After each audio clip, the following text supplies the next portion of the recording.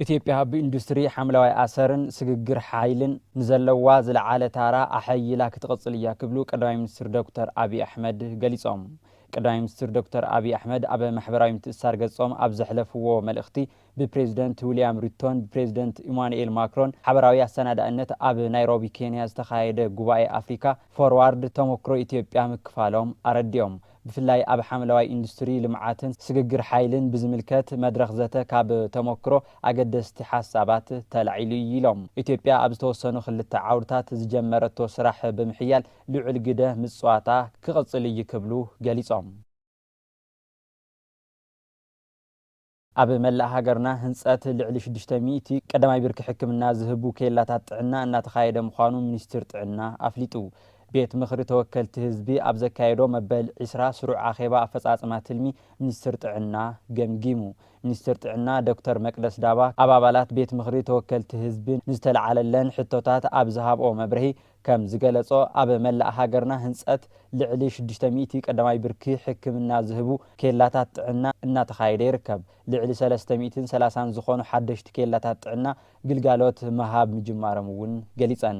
ልዕሊ 80 ሚእታዊ ሕማም ቀዲምካ ንምክልኻል ዝሰርሑ ስራሕቲ ዝካየዱ ኣብ ቀዳማይ ብርኪ ኬላታት ጥዕና ብምዃኑ ካብ ሓደሽቲ ህንጸታት ብተወሳኺ ዝነበሩ ትካላት ዓቕሞም ናብ ምዕባይ ስራሕ እናተሰርሐ ይርከብ ኢለን።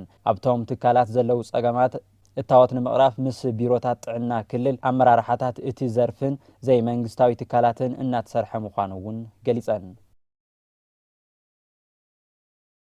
ፕሬዝደንት ኢማኑኤል ማክሮን ንኣፍሪካ 23 ቢልዮን ዩሮ ኢንቨስትመንት ዕላዊ ገይሮም።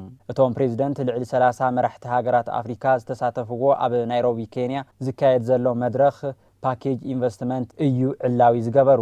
እቲ ፓኬጅ ኢንቨስትመንት ኣብ ዓውድታት ኢነርጂ፣ አርቲፊሻል ኢንተለጀንስ፣ ዲጂታል ቴክኖሎጂን ባሕርን ሎጂስቲክን ከምኡውን ኣብ ዓውዲ ሕርሻ ተግባራዊ ከም ዝግበር ተገሊጹ። እዚ ኢንቨስትመንት ፓኬጅ ኣብ ኣፍሪካ 250,000 ቀጥታዊ ዕድል ስራሕ ዝፈጥር እዩ ተባሂሉ። ፕሬዝደንት ማክሮን ኣብቲ እዋን ኣብ ዘመሓላለፍዎ መልእኽቲ እዚ በፂሕና ዘለና ኣብ ኣፍሪካ ኢንቨስት ንምግባር ጥራሕ ዘይኮነስ ሰብ ሃፍቲ ኣፍሪካ ኣብ ፍራንስ ኢንቨስት ክገብሩ ዕድላት ንምፍጣር እዩ ኢሎም።